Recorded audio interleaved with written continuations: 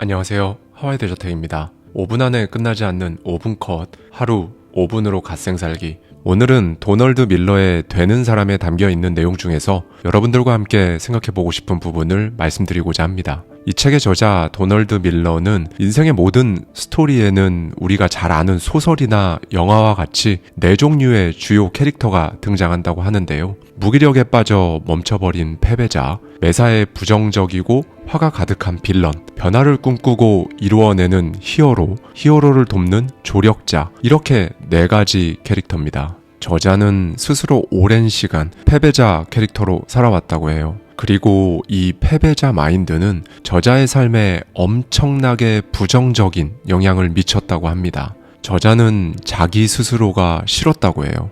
자기 삶 자체가 싫었고 당연히 다른 사람들로부터 인정받지도 못했죠. 수입도 없었고 인간관계도 원만하지 않았으며 역량도 부족했다고 말합니다. 그러면서 이 4가지 유형의 캐릭터 중에서 자신이 패배자 캐릭터로 꽤 오랜 시간 살았던 가장 결정적인 이유는 본인이 자기 스스로를 바라보는 방식이었다고 합니다. 그러니까 자기 스스로 패배자라고 생각했다는 거죠. 그러던 어느 날 저자는 문득 문학 작품이나 영화에 등장하는 히어로들에게는 이상하리만큼 공통적인 특징이 있다는 생각을 하게 되었어요. 그리고 이들이 가진 특징을 자신의 삶에 적용하면 본인도 더 나은 삶을 살 수 있지 않을까라는 생각을 하게 된 겁니다. 그런데 문학작품이나 영화에 등장하는 히어로들과는 다르게 실제로 히어로는 그다지 강하지 않습니다, 여러분. 능력이 막 엄청나게 출중하지도 않아요. 이들도 단지 변화의 과정을 겪는 패배자예요. 이 부분에 대해 조금 더 자세히 말씀드려 보도록 하겠습니다. 일단은 우리 삶이 하나의 스토리라고 생각해 보는 겁니다. 그런데 너무나 당연하게도 좋은 스토리를 쓰려면 노력이 필요하겠죠. 좋든 싫든 우리 삶이 한 편의 스토리라고 한다면 시작이 있고 중간이 있고 그리고 끝이 있을 겁니다. 그리고 여러분 스토리의 저자는 바로 여러분이에요. 여러분의 스토리는 여러분이 쓰고, 그러니까 당연히 이 스토리를 의미 있게 만들어야 할 책임도 전적으로 여러분에게 있는 겁니다. 그리고 바로 이 부분이 저자가 살면서 깨달은 단 하나의 위대한 패러다임이라고 하죠. 여기에서 스토리의 책임이 우리에게 있다는 저자의 이 말이 의미하는 것은 무엇일까요? 운명이나 팔자 때문에 삶이 불안한 게 아니라 작가가 글을 제대로 못 써서 그런 거라면, 그런데 그 작가가 바로 여러분 자신이라는 뜻일 겁니다. 이렇게 되면 누구를 탓할 수가 없습니다. 책임이 여러분에게 있다는 말은 희극, 비극, 코미디, 미스테리, 호러, 스릴러와 같이 이 스토리의 장르와 내용을 결정해 버릴 수 있는 힘도 여러분에게 있다는 것이 되죠. 그리고 저자는 이렇게 내가 내 삶의 작가라는 믿음은 살아가는데 정말 엄청난 도움이 된다고 강조합니다. 이 4개의 캐릭터, 그러니까 패배자, 빌런, 히어로, 조력자를 간단히 하나씩 살펴볼까요?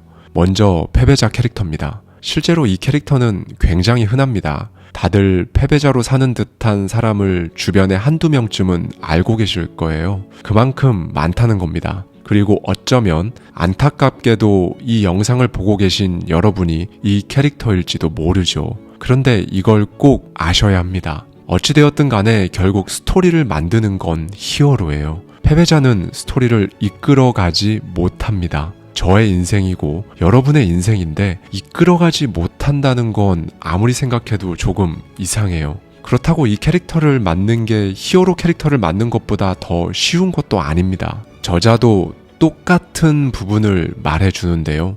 너무 많은 사람들이 패배자 역할을 수행하는데 너무 많은 에너지를 쏟은 탓에 삶에 그 어떤 발전도 없다고 합니다. 저자 스스로도 과거에 그랬었다고 하고요. 무언가를 시작할 시도조차 하지 않았다고 합니다. 패배자라는 생각에 갇혀 자신보다 똑똑하고 경험이 많은 사람들이나 작가가 될 수 있다고 믿었다고 하는데요. 그러니까 과거의 저자는 운명이 미리 작가가 될 사람을 결정한다고, 작가가 될 사람들은 따로 있다고 믿었고, 운명은 자신의 편이 아니니까 아무리 해봤자 결국 안 될 거라고 생각했다고 합니다. 여러분, 결국 저자가 말하는 이 패배자 캐릭터로 삶을 살아가는 것도 에너지가 필요한 거예요. 다만 패배자 에너지는 자신이 아무것도 할 수 없고 불행하다는 믿음에서 생겨납니다. 다음은 빌런입니다. 저자는 패배자와 마찬가지로 빌런 에너지를 발산할 때 이 인생이라는 스토리는 망가진다고 강조하는데요.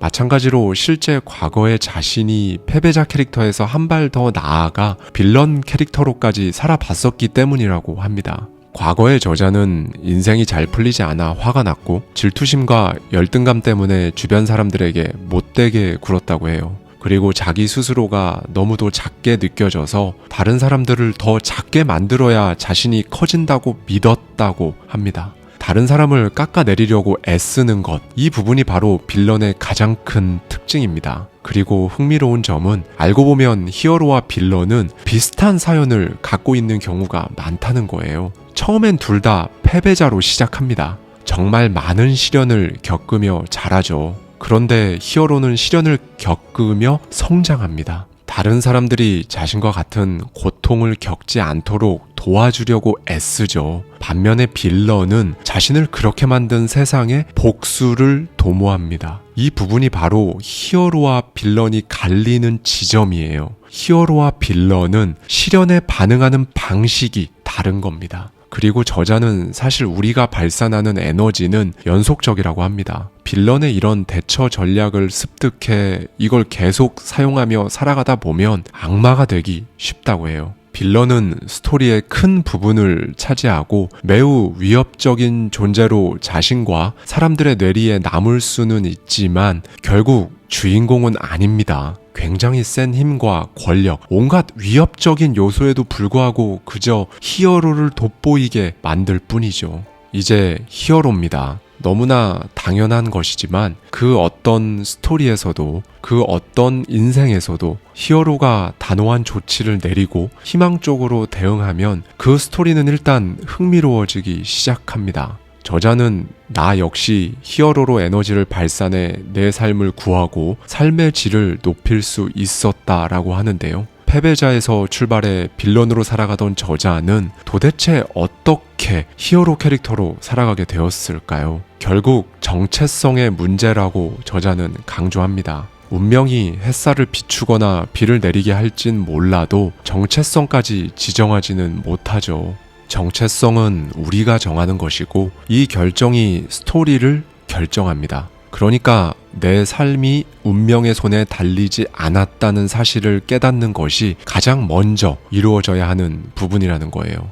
여러분은 여러분 스스로가 무엇이라고 생각하시나요? 그리고 어떤 사람이 될 수 있다고 생각하시나요? 이 부분에 대한 생각을 반드시 해보셔야 합니다. 물론 그렇다고 해서 변화가 막 바로 즉각적으로 일어나는 건 아니에요. 피해자가 됐다가 빌런이 됐다가 히어로가 됐다가를 반복하며 끊임없이 흔들리실 겁니다. 시시각각 다른 에너지를 발산하겠죠. 하지만 저자의 말처럼 점차 패배자와 빌런보다 히어로의 역할을 더 많이 수행하기 시작하는 그 지점에서 그렇게 삶이 바뀝니다. 훌륭한 사람들 역시 처음에 내가 무엇이 될 수 있을까 혹은 내가 무엇을 이룰 수 있을까라는 질문으로 시작했어요. 그렇게 기타를 집어들었고 컴퓨터에 트랜지스터를 꽂았으며 로켓 엔진 맨 끝에 달린 노즐의 폭을 좁게 만들었습니다. 그리고 그렇게 세상을, 자신의 삶을 바꾼 거죠.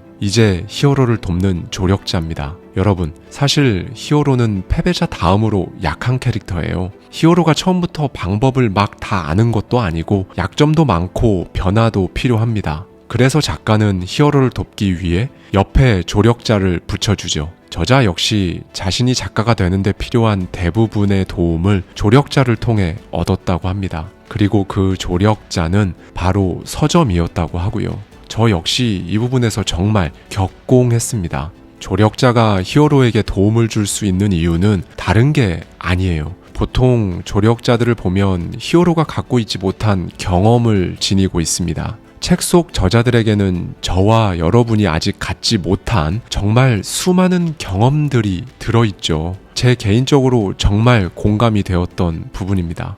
네, 이렇게 우리 각자의 삶에서 볼 수 있는 총 4가지의 캐릭터들에 대해 자세히 알아봤는데요. 그럼 이쯤에서 이런 의문이 드실 수 있을 겁니다. 그럼 그 4개의 캐릭터 중에서 하나를 고르는 건 어떻게 하면 되는 거지? 라는 부분이죠.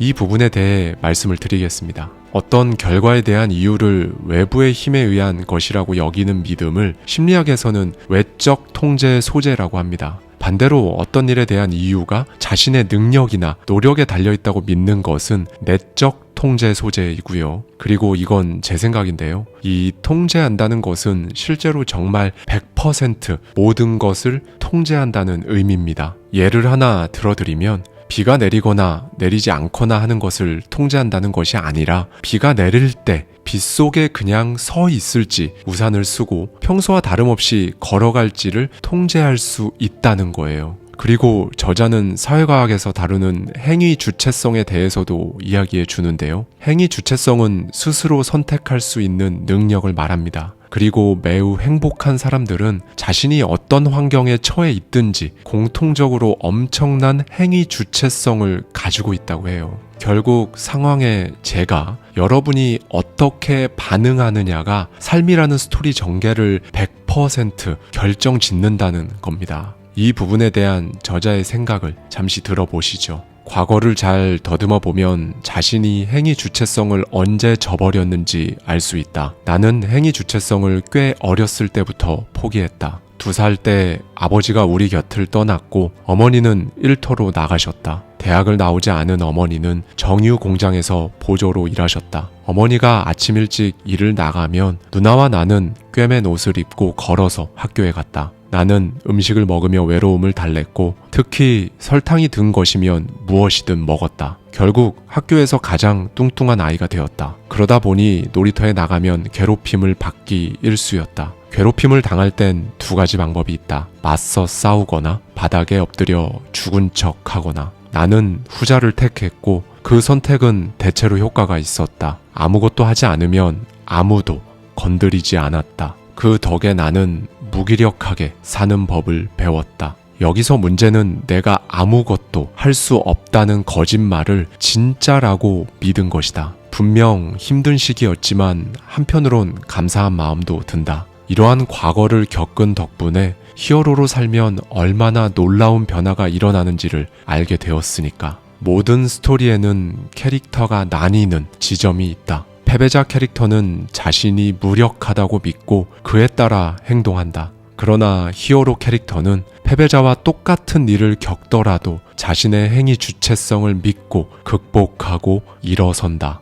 사실 가난하다고 해서, 뚱뚱하다고 해서, 친구들에게 무시당한다고 해서 무력해질 필요는 없었다. 그때도 지금처럼 내게 주어진 환경에 자부심을 느꼈더라면 좋았을 것을. 어머니는 성실하게 일했고 몸이 부서져라 일한 뒤에도 뜬 눈으로 밤을 새우며 옷을 꿰매줄 만큼 우리를 사랑했다. 상황이 힘들게 느껴져도 마음만 먹으면 강해지는 법을 배울 수 있다. 나는 그 마음을 먹기까지 오랜 시간이 걸렸다. 진짜 피해자는 따로 있는데 나는 왜 스스로 피해를 본 피해자라고 생각하며 인생을 보냈을까? 내 아내는 레스큐 프리덤이라는 단체에서 일하고 있다. 레스큐 프리덤은 인신매매로부터 탈출한 사람들이 안정을 찾고 트라우마를 극복해 의미 있는 삶을 살도록 돕는 단체다. 진짜 피해자는 레스큐 프리덤이 돕는 아이들이다. 그 아이들을 생각하면 한때 무기력에 빠져 허우적댔던 내 모습이 부끄러워진다. 사실 레스큐 프리덤이 돕고 있는 사람들을 피해자라고 칭하는 건 틀린 말이다.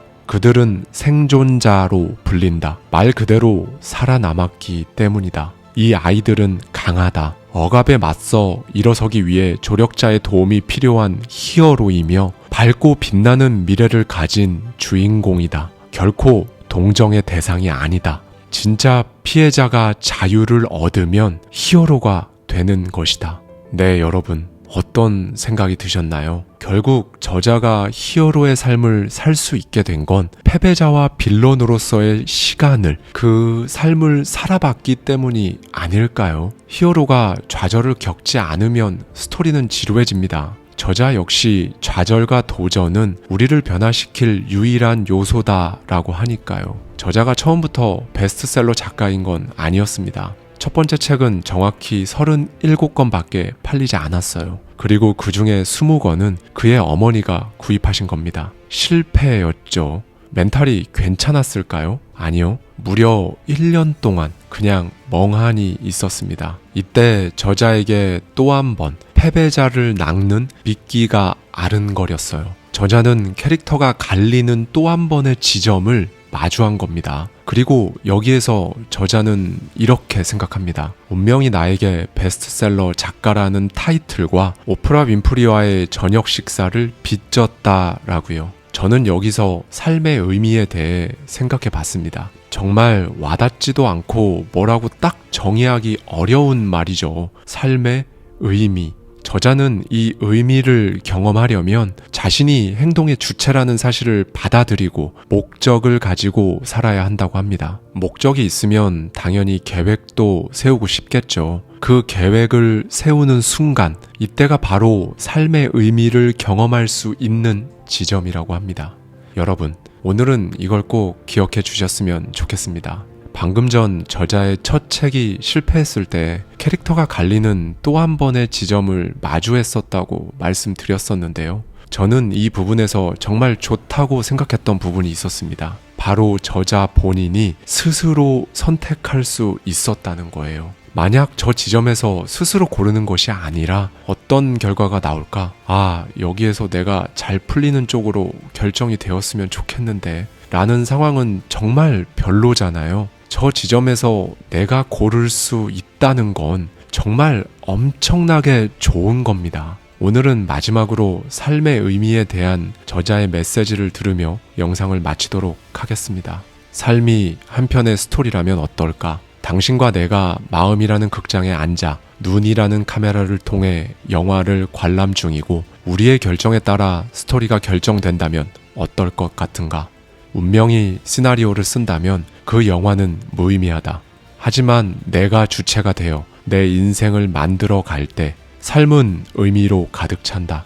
수많은 사람들이 고등학교나 대학교 졸업처럼 삶의 어느 한 시절이 끝날 때마다 텅 빈 마음이라는 극장에 앉아 엔딩 크레딧이 올라가는 것을 보며 운명이 다음 스토리를 말해줄 때를 기다린다. 하지만 성인이 되면 부모님, 선생님, 사회는 우리가 무엇을 해야 할지 더 이상 말해주지 않는다. 스스로 해야 한다. 마음 극장에 앉아 다음에 일어날 일을 기다리는 불안한 상태를 스토리의 공백이라고 부르려고 한다.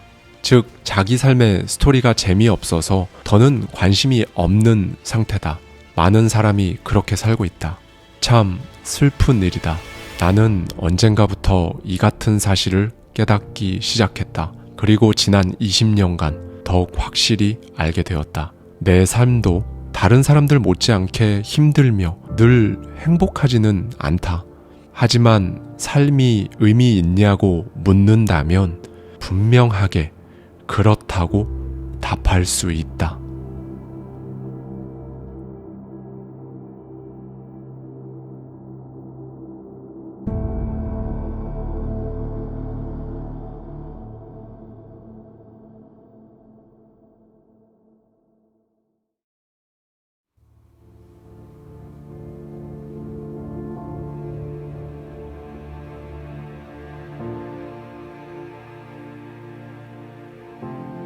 안녕하세요. 하와이 대저택입니다. 5분 안에 끝나지 않는 5분 컷, 하루 5분으로 갓생 살기. 오늘은 야오야오의 나도 모르는 내 마음의 심리 법칙에 담겨있는 내용 중에서 여러분들과 함께 생각해보고 싶은 부분을 말씀드리고자 합니다. 오늘은 잠재의식에 대한 이야기를 말씀드릴 건데요. 심지어 보이지 않는 사람도 볼 수 있게 만드는 잠재의식의 힘에 대해 먼저 말씀드리겠습니다. A라는 사람이 있었어요. A는 몇 해 전 머리에 총상을 입었지만 다행히 살아남았습니다. 다만 안타깝게도 머리에 총상을 입어서 시각 피질, 그러니까 대뇌 피질 내에서 직접적으로 시각 정보 처리에 관여하는 후두엽에 있는 영역을 완전히 잃었죠. A의 이 부상이 의미하는 것은 시각을 접수하는 장치인 두 눈은 아무 문제가 없어서 시각 정보를 받아들일 수는 있지만 시각 후단부 체계는 완전히 붕괴되었기 때문에 눈으로 받아들인 정보를 처리하고 분석할 수는 없게 되었다는 겁니다. 쉽게 말씀드리면 A는 볼 수 있지만 아무것도 볼 수 없는 상태와 마찬가지라는 거예요. 이런 A에게 한 가지 실험을 했습니다. 여러 명의 사람들이 나온 단체 사진 한 장을 보여주고 그중 즐거워하고 있는 사람과 우울해 보이는 사람을 구별해 보라고 한 거예요. 사실 이 실험 자체가 황당할 수 있습니다. 조금 전 말씀드린 바와 같이 A는 시각 후단부의 분석 시스템이 완전히 파괴되어서 어떤 것을 보더라도 무엇을 보고 있는지는 모른다는 사실을 모두가 알고 있었기 때문이죠. 그런데 실험 결과는 모두의 예상을 완전히 뒤집었습니다. A는 거의 70%에 육박하는 사람들의 얼굴 표정을 정확히 구별해냈어요. 비록 그의 의식, 그러니까 의식의 범주에 속하는 뇌의 시각 분석 체계는 일을 할 수 없었지만 그의 잠재의식은 여전히 이미지를 정상적으로 받아들이고 심지어 분석까지 해낸 겁니다. 그래서 A는 자신도 모르게 사람들의 얼굴을 식별할 수 있었던 거예요. A처럼 시각 감지 능력이 전혀 없는 사람이라고 할지라도 오히려 눈으로 받아들인 시각 신호에 반응할 수 있는데 이게 바로 맹시라고 합니다.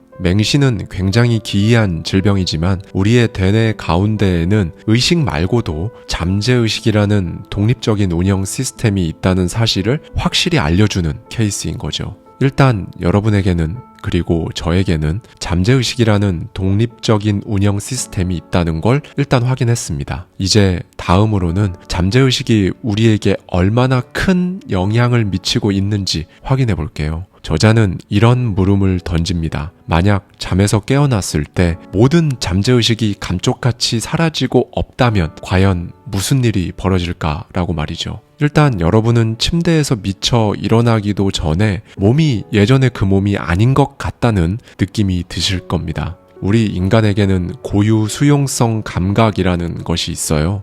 이건 평상시 우리가 정말로 절대 인지할 수가 없습니다. 우리가 왼팔을 들어 올리면 자연스럽게 신체의 중심을 오른편으로 옮겨 균형을 잡죠. 아니면 눈을 감고도 평형 감각을 유지하기도 하고 걷고 뛰고 다리를 꼬고 앉기도 합니다. 이런 걸 하면서 우리가 내 잠재의식의 고유 수용성 감각 덕분에 내가 이렇게 할 수 있구나 라고는 정말 아무도 생각 안 하실 거예요. 그런데 여기에서 B의 사례를 한번 보시죠. B는 19살에 신경을 다쳐서 방금 말씀드린 고유 수용성 감각을 완전히 잃어버렸습니다. 그렇게 되자 팔, 다리가 컨트롤되지 않았죠. 팔과 다리는 본인의 의지와 관계없이 제멋대로 뒤엉키고 바닥에서 흐느적거려서 일어나고 싶어도 일어날 수가 없었습니다. 정말 자신의 모든 신경을 팔과 다리에 집중하면 그나마 움직임을 제어할 수는 있었지만 조금만 집중력이 흐트러져도 손발이 아무렇게나 움직였어요. 저자는 이에 대해 이렇게 말해줍니다. 지금까지 의식의 존재만을 대단하다고 느꼈을 당신에게 툭 까놓고 이야기하자면 오늘 당신이 보았던 빛과 들었던 소리, 느꼈던 온도 모두 잠재의식의 처리 과정을 거쳐야 실제 모습 그대로 표현되는 것이다. 만약 잠재의식이 사라지면 세상은 3차원 입체 영상의 조합이 아니라 화소와 색이 엉망으로 뒤죽박죽된 상태로 보일 것이다. 네, 여러분. 그러니까 결국 하브 에커의 말처럼 잠재의식을 빼면 우리는 소프트웨어가 아닌 단지 하드웨어라는 겁니다. 운영체계가 깔려있지 않아 모니터에 아무것도 뜨지 않는 깡통 컴퓨터와 같은 거죠. 우리가 평소에 아예 인식하지 못하고 딱히 인식할 필요성도 느끼지 못해서 그렇지 사실 저를 그리고 여러분을 움직이게 하는 건 잠재의식이라는 부분도 확인을 했습니다. 이제 이런 잠재의식이 우리에게 종종 시그널을 보낼 때가 있어요. 우리는 이걸 암시 혹은 직감이라고 표현하기도 합니다. 그리고 그걸 전혀 알아차리지 못하거나 심지어 나는 그런 건 믿지 않는다 라고 생각하시는 경우에는 그저 잡념 정도로 치부해 버리면서 오늘 정신이 좀 산만하네, 집중이 잘 안 되는 날이야 정도로 생각해 버리는 경우도 많죠. 잠재의식이 어떤 식으로 이 시그널을 보내는지에 대해 저자는 구체적인 사례 몇 가지를 제시해 줍니다. C는 유명한 전기설비 발명가였어요. 그는 머릿속에 새로운 아이디어가 떠오르면 일단 대략적인 형태부터 구상을 합니다. 그러고 나면 세세한 부분은 자신의 잠재의식이 자연스럽게 알려줄 것이라는 걸 알고 있었죠. 그래서 지금까지 아이디어를 어떻게 발전시킬 것인지를 두고 머리를 막 싸매고 고민하거나 지나치게 파고든 적이 한 번도 없었다고 합니다. 그저 마음이 가는 대로 이리저리 만들어 보다가 저절로 떠오르는 아이디어를 이용해 해결하지 못한 숙제들을 풀곤 했죠. 그렇게 C는 20년 동안 단 한 번의 예외 없이 훌륭한 완제품들을 설계해냈다고 합니다. 아우구스트 케쿨레는 독일의 저명한 유기화학자입니다. 그는 6개의 탄소와 6개의 수소 원자가 휘발유를 만들 때 분자식 배열이 어떤지를 알아내고 싶어서 오랫동안 연구에 매진했어요. 그런데 쉽사리 해답을 찾아내지 못해서 줄곧 괴로워했습니다. 그러던 어느 날 그는 실험실 벽난로 앞에서 깜빡 졸다가 잠재의식이 보내는 시그널을 느꼈어요. 꿈에서 어떤 뱀 한 마리가 자기 꼬리를 물고 마치 풍차처럼 빙글빙글 도는 모습을 본 겁니다. 순간 그는 문제의 답을 깨달았어요. 그리고 우리가 아는 벤젠 고리의 배열 구조는 이렇게 해서 탄생되었습니다. 이제 마지막 사례인데요. 캐나다 의사인 프레데릭 벤팅은 40년 전부터 실력 있는 의사였고 당뇨 치료에 관심이 많았어요. 그는 당뇨가 얼마나 고통스러운 병인지를 누구보다 잘 알고 있었습니다. 하지만 당시 의학계에서는 아직 당뇨의 증상을 완화시켜 줄 수 있는 약물을 찾지 못하고 있었죠. 그는 국제적인 의학 난제를 해결하고 싶은 마음에 많은 시간을 들여 연구와 실험을 진행했습니다. 그러던 어느 날 밤에 연구 때문에 너무 지쳐서 잠시 잠들었다가 개의 태화된 체관에 남아있는 액체를 추출하는 꿈을 꿨어요. 그리고 이것이 바로 인슐린의 기원입니다. 그는 자신의 꿈에서 얻은 힌트를 참고로 연구를 진행하여 수만 명의 당뇨병 환자들에게 큰 도움을 줄 수 있었습니다. 여러 가지 꽤 유명한 사례들까지 알아봤는데요. 그런데 제가 앞서 말씀드린 것처럼 이 시그널은 모두에게 다 찾아오지만 모두에게 적용되지는 않습니다. 여기에서 저자가 배멀미 사례를 예로 들어주는데요. 저는 이 부분이 특히 와닿았습니다. 어떤 여자 승객이 배의 갑판 위에 서 있다가 파도 때문에 비틀거리고 있었어요. 그때 여러분이 그녀에게 다가가서 저기 어디 불편하세요? 얼굴이 새파랗게 질렸는데요. 배멀미를 하시나 봅니다. 제가 선실까지 부축해드릴까요? 라고 말하면 그녀의 얼굴에는 순식간에 핏기가 사라지고 고마움과 함께 안도하는 표정을 지을 겁니다. 그런데 만약 베테랑 선원에게 저기 어디 불편해 보이시는데 혹시 배멀미를 하고 계신 거 아닐까요? 라고 똑같이 말하면 어떻게 될까요? 성격이 괜찮은 선원이라면 여러분이 잘못 본 거라며 웃으며 대답해 주겠지만 성격 안 좋은 선원이라면 그 말을 듣고 심하게 화를 낼 확률이 높습니다. 왜 똑같은 배멀미라는 시그널을 주었는데도 사람에게 다른 효과를 나타내는 걸까요? 저자는 이 현상을 두고 그것은 그들의 잠재의식 상태가 같지 않기 때문이다 라고 합니다. 그러니까 여자 승객이 여러분의 제안을 받아들인 이유는 이미 그녀의 마음속에 존재하고 있던 두려움이나 불안감이 여러분이 던진 시그널과 공감대를 형성했기 때문인 거죠. 그래서 그녀는 곧 진짜 배멀미를 한다고 믿게 된 겁니다. 반면에 베테랑 선원에게는 그런 시그널이 전혀 효과가 없었는데요. 그 사람의 잠재의식 속에는 오랜 선원 생활로 이미 자신에게는 배멀미에 대한 면역이 생겼다는 확신이 존재하기 때문입니다. 그래서 여러분이 그 말을 했을 때 영향을 받지 않은 것을 넘어서 오히려 자신감 혹은 반감이 생긴 거예요. 결국 결론을 말씀드리면 이 시그널은 모두에게 작용하는 것이 아니라는 겁니다. 자신이 혹은 상대방이 시그널을 실제로 믿느냐 믿지 않느냐에 따라 작용을 달리 하는 거예요. 또 이런 효과까지도 있습니다. 저자는 누군가에게 지속적으로 긍정적인 시그널을 보내면 빠른 속도로 그 사람을 발전하게 만든다 하지만 누군가에게 지속적으로 부정적인 시그널을 보내면 그 사람은 자포자기하고 노력조차 하지 않게 된다 라고도 해요. 오늘은 이걸 꼭 기억해 주셨으면 좋겠습니다. 저자의 표현과 같이 잠재의식은 필름을 인화하는 암실과 같아요. 겉으로 드러나는 우리 개개인의 삶의 모습들은 전부 이 부분에서 인화되어 나오는 겁니다. 그래서 지금의 여러분을 만든 것은 바로 여러분의 잠재의식인 것이죠. 처음에 이건 여러분에게 굉장히 미미한 정도로만 영향을 주었을 겁니다.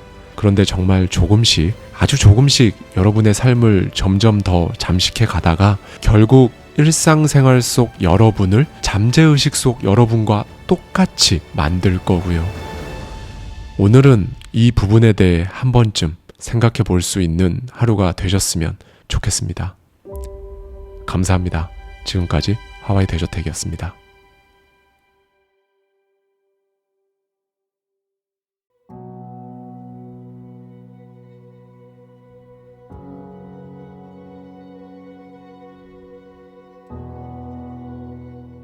안녕하세요. 하와이 대저택입니다. 5분 안에 끝나지 않는 5분 컷, 하루 5분으로 갓생살기. 오늘은 보도 셰퍼의 나는 해낼 수 있다에 담겨있는 내용 중에서 여러분들과 함께 생각해보고 싶은 부분을 말씀드리고자 합니다. 오늘은 저자의 생각을 여러분들과 공유하기에 앞서 저의 생각을 먼저 말씀드리고 싶은데요. 여러분, 변한다는 것에 대해 어떻게 생각하시나요? 사람은 안 변한다, 사람은 고쳐 쓰는 거 아니다라는 관용구들을 한 번쯤은 들어보셨을 겁니다. 이 말은 결국 사람은 변하지 않는다라는 것을 전제로 하고 있는데요. 그런데 여기에서 조금 이상한 것이 있습니다. 실제로 주변을 보면, 그리고 성공한 저자들의 수많은 책들을 보면 정말로 변한 사람들이 있거든요. 그냥 있는 것이 아니라 꽤 많이 있죠. 그렇다면 이런 사람들은 사실 변한 것이 아니라 변한 척을 하고 있거나 기본적인 성품은 변하지 않았지만 그 사람의 가치관이나 생각이 변해서 변한 것처럼 보이는 걸까요? 그게 아니라면 우리가 많이 들었던 관용구들과는 달리 실제로 사람이 변한 걸까요? 사람이 변한다 혹은 사람이 완전히 변했다라는 것에 대한 저의 정의는 이렇습니다. 가장 먼저 깨달음을 만나는 거예요. 이 깨달음이라는 것은 생각입니다. 그리고 자기 자신이 이건 깨달음이다 라며 깨달았다는 것을 인지하는 것도 생각이죠. 생각은 감정을 낳고, 감정은 행동을 낳고, 행동은 마침내 결과를 낳습니다. 결과는 다름 아닌 변화된 삶, 완전히 다른 인생, 원하던 인생, 꿈꾸던 삶이죠. 결국 깨달음이 이런 변화를 가져오는 겁니다. 그리고 이 모든 과정들을 힘겹게 버티거나 막 이겨내면서 극복해내는 것이 아니라 오히려 과정 하나하나를 막 가슴 벅차고 뿌듯하게 즐길 수 있게 해주는 것이 바로 다름 아닌 열망이에요. 그러니까 실제로 사람은 변한다는 겁니다. 저는 이걸 보다 정확히는 한 사람에게 없다고 생각했던 것이 드러난다라고 말씀드리고 싶어요. 제가 많이 말씀드렸던 신경 가소성으로 인해 저의 그리고 여러분의 뇌 속에서 기존과는 다른 뉴런의 배열과 구조가 바뀌는 것도 우리에게는 없다고 생각했던 그 어떤 힘 혹은 능력으로 인해 비로소 드러나는 거죠. 실제로 의식하지 못하고 알아차리지도 못하며 무엇보다 스스로 컨트롤할 수도 없는 잠재의식 속 저 깊은 곳에 먼지 쌓인 채 방치되어 있는지조차 몰랐던 우리가 흔히 포텐이라고 하는 그 잠재력이 드러나는 겁니다. 포텐이 터지는 거죠. 오늘은 시작부터 제 생각을 먼저 말씀드렸는데요. 그럼 보도 셰퍼는 이렇게 깨달음으로 시작해서 변화에 이르는 이 과정을 어떻게 생각하고 있을까요? 이 과정을 제가 5단계로 정리해 봤습니다. 먼저 첫 번째는 본인 스스로에게 하는 말에 대해 생각해 보는 거예요. 여러분 모두 알고 계시다시피 사실 우리는 다른 사람 말 한마디가 우리를 춤추게 할 수도 있고 반대로 엄청난 상처를 주기도 한다는 것을 잘 알고 있습니다. 타인의 말은 여러분을 순식간에 왕으로 만들 수도 있고 비참한 패배자로 만들 수도 있죠. 그런데 여러분 스스로에게 하는 말은 어떤가요? 사실 자기 자신에게 하는 말은 남들이 하는 말 전부를 합친 것보다 스스로에게 훨씬 더 많은 영향을 끼칩니다. 예를 들어 볼까요? 일단 우리는 다른 사람들에게 이런 말들을 하면 안 된다는 것을 확실히 알고 있습니다. 너는 망했어. 너는 뚱뚱하고 못생겼어. 너는 게을러 빠졌어. 네가 그걸 어떻게 해? 너는 그렇게 괜찮은 사람은 아니야. 뭐 열심히 하는 건 좋지만 그래봤자 중간 정도 가면 성공이지. 라는 말들 말이죠. 여러분, 그런데 여러분은 왜 이런 말들을 하루에도 몇 번씩 여러분 스스로에게 하시나요? 정말로 그러시면 안 됩니다. 이 부분에 대해 저자는 이렇게 말합니다. 성공한 사람들의 인생도 항상 평탄하지만은 않다. 이들에게도 날마다 즐거운 일만 펼쳐지지 않는다. 성공한 사람들이라고 해서 남들보다 특별히 운이 좋았던 것도 아니다. 다만 이들은 가장 중요한 것, 스스로에게 말을 걸며 끊임없이 자의식을 키워가는 방법을 습득한 사람들이다 라고 말이죠. 결국 이 깨달음이라는 건 단어가 주는 뉘앙스와 같이 엄청난 지혜를 터득하고 이런 게 아니라는 말씀을 저는 꼭 드리고 싶습니다. 여러분 스스로에 대해 아는 것, 전혀 몰랐던 자기 자신의 능력과 잠재력에 대해 눈치채는 것이 깨달음이라는 거예요. 이제 두 번째입니다. 이건 제가 이름을 붙여봤는데요. 랍스터를 신경 쓰지 말라는 겁니다. 우리가 횟집이나 수산시장에 가서 랍스터를 보면 양쪽에 집게가 묶여져 있잖아요. 저는 정말 당연히 랍스터 집게 힘이 엄청 세니까 사람들을 보호하려고 그렇게 묶어 놓았다고 생각했었거든요. 그런데 그게 아니었습니다. 랍스터는 다른 랍스터가 수조 안이나 상자 같은 곳에 같이 놓여 있으면 그 밖으로 나가지 못하게 하려고 서로가 서로를 그 큰 집게로 막 공격한다고 해요. 그래서 랍스터들을 보호하려고 집게를 묶어 놓는다는 이야기를 들었는데요. 이런 랍스터류 사람들의 공격을 신경 쓰지 마시라는 말씀을 드리고자 합니다. 저자에 따르면 여러분이 아무런 발전도 하지 않고 제자리에 머물러 있어야만 잘 지낼 수 있는 사람들이 있다고 하는데요. 그러니까 이런 사람들은 여러분이 예전에 비해 달라지고 강해지면 여러분의 그런 변화를 불편해한다는 겁니다. 이 사람들은 여러분이 바뀌려고 하는 것이 마치 여러분이 자신들에게 거울을 들이밀고 넌 지금 뭐하고 있어? 라고 추궁하는 것 같은 느낌을 받기 때문인데요. 그럼에도 불구하고 이들은 어떤 노력도 하기 싫어하고 단지 편안하게 지금 그 자리에 머물고 싶어 합니다. 이런 사람들에게 있어서 한 단계 더 높은 곳으로 가려고 하는 여러분은 눈의 가시 같은 존재라는 거죠. 이 사람들은 지금 변하려는 여러분과 함께 있는 상황이 그다지 편하지가 않을 겁니다.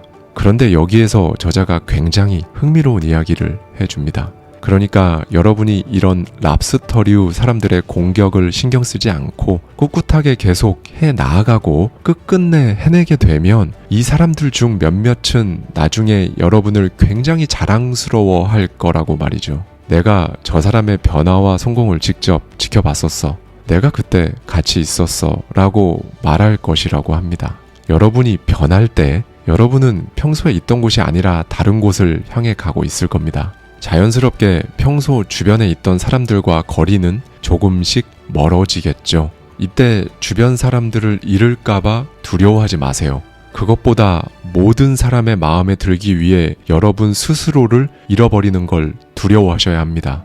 세 번째 단계입니다. 랍스터류 사람들의 공격으로부터 여러분 스스로의 멘탈을 지켜냈다고 하더라도 이제 더 크고 센 공격이 여러분에게 들어올 거예요. 바로 여러분 스스로가 띄우는 두려움이라는 장벽입니다. 여러분이 바뀌는 과정에 그냥 번들처럼 따라오는 아이죠. 이에 대해 저자는 이 두려움을 자신을 위해 활용하라고 강조합니다. 혹시나 실패할까봐 두려워서 달아나 버리면 두려움은 더 커지고 자의식은 더 작아질 거예요. 그러니 여러분 스스로를 위해 두려움을 이용해 보세요. 여러분이 지금 변하고자 바뀌려고 하는 그 길을 가지 않을 경우 어떤 끔찍한 일이 벌어질지 상상해 보십시오. 여러분이 놓치게 될 모든 것들을 상상해 보는 거예요. 여러분의 자존감이 얼마나 망가질지 상상해 보시는 겁니다. 그러니까 한마디로 새로운 두려움을 만들어내는 겁니다. 저는 이 부분이 특히 와닿았어요. 지금 변하지 않으면 앞으로 어떻게 살아가게 될지에 대한 이 새로운 두려움은 본래의 두려움보다 훨씬 크다는 겁니다. 그리고 구체적으로 스스로에게 이런 질문을 던져보는 거예요. 이 일을 할 때 최악의 경우는 어떤 나쁜 결과가 나올 수 있지? 그러면 내 인생은 끝나나? 나쁜 결과가 발생하지 않게 하려면 어떻게 하면 되지? 이 일을 하고 나서 나쁜 결과를 받아드는 것, 혹은 이 기회를 흘려보내는 것, 둘 중 어느 쪽이 더 치명적이지? 이 일을 할 때 발생할 수 있는 최상의 결과는 어떻게 펼쳐질까? 이 질문들을 종이에 적어보세요. 그리고 그 대답을 하나씩 적어보시는 겁니다. 이건 정말 실제로 해보세요. 이렇게 하고 나면 단순히 종이에 적고 대답을 적어보는 것만으로도 여러분의 두려움, 무서움, 망설임이 엄청나게 줄어들어 있다는 걸 확 느끼실 수 있을 겁니다. 이건 왜 이러냐면요. 두려움은 보통 정체가 모호할 때, 뭔지 정확히 모르겠을 때 극대화되기 때문입니다. 그리고 이에 대해 저자는 이렇게 말해주는데요. 언젠가는 모든 일이 지나가 버린다. 문제는 지나가는 동안 당신이 무엇을 하길 원하는지다. 두려움은 우리가 아무것도 하지 않을 때 가장 강력하다. 하지만 당신이 막상 뭔가를 실제로 해보면 고민보다는 행동이 마음을 안정시킨다는 사실을 알게 될 것이다. 라고 말이죠. 이제 4번째 단계입니다. 여러분이 스스로에게 하는 말을 통해 깨달음을 얻고 랍스터류 사람들의 공격을 지나 내면의 두려움이라는 장벽까지 지나 오셨다면 이제 기적을 만나는 단계를 거칠 차례예요. 기적을 만나는 타이밍은 정확히 언제일까요? 여러분이 할 수 있는 모든 걸 하는데도 앞에 극복하기 힘들어 보이는 장애물이 있을 수 있습니다. 그럼에도 불구하고 여기에서 셀프 퇴장하지 않으면 그때 기적이 일어납니다. 이 부분에 대한 저자의 조언을 들어보시죠. 기적이란 스스로에게도 설명할 수 없는 무언가를 의미한다. 그 무언가를 가동하는 자연 법칙이 무엇인지 우리가 모를 뿐, 그리고 우리가 그 자연 법칙을 모르기 때문에 그것을 기적이라고 부르는 것이다. 당신이 멘탈을 단련하고 자의식을 증진하면 기적이 일어날 만한 상태에 이르게 된다. 그러면 당신은 나는 기적을 경험할 자격이 있다라고 느끼게 될 것이다. 그리고 이런 믿음은 새로운 힘을 부여해준다. 기적은 정말 일어난다. 어디서든 항상. 이제 마지막 단계입니다. 변하려고 하는, 바뀌고자 하는 여러분에게 열정이 있는지 여부를 자가 진단하는 방법이에요. 이 열정이 있는지 여부를 체크하는 이유는요. 만약 여러분에게 열정이 있으시다면 원하는 삶을 살기 위해 내딛는 발걸음 하나하나를 훨씬 가볍게 만들어 줄 겁니다. 반대로 열정이 점점 줄어들거나 없어진다면 양쪽 발에 모래주머니를 차고 언덕을 뛰어 올라가는 것과 다름없죠. 저자가 제시하는 자가진단 방법은 사실 간단합니다. 생각보다 굉장히 힘이 들어도 계속 하고 싶은 마음이 드는지, 많은 노력을 해야 하고 때로는 몸이 아파 포기하고 싶어져도 여전히 하고 싶은 마음이 드는지, 만약 그런 마음이 든다면 여러분에게는 열정이 있다는 겁니다. 오늘은 이걸 꼭 기억해 주셨으면 좋겠습니다. 아무리 원하고 이미 이루었다고 상상하며 마음 먹어도 당연히 힘은 들 거예요. 그런데 쉽고 위대한 일은 찾아보기 힘들죠. 힘든 게 당연하다는 겁니다. 힘들지 않다면 사실 아무나, 정말 누구나 다 100% 성공했겠죠. 그리고 마지막으로 사람은 바뀔 수 있습니다. 그런데 여러분의 삶이 바뀌는 것이 아닙니다. 바로 여러분이 바뀌셔야 합니다. 감사합니다. 지금까지 하와이 대저택이었습니다.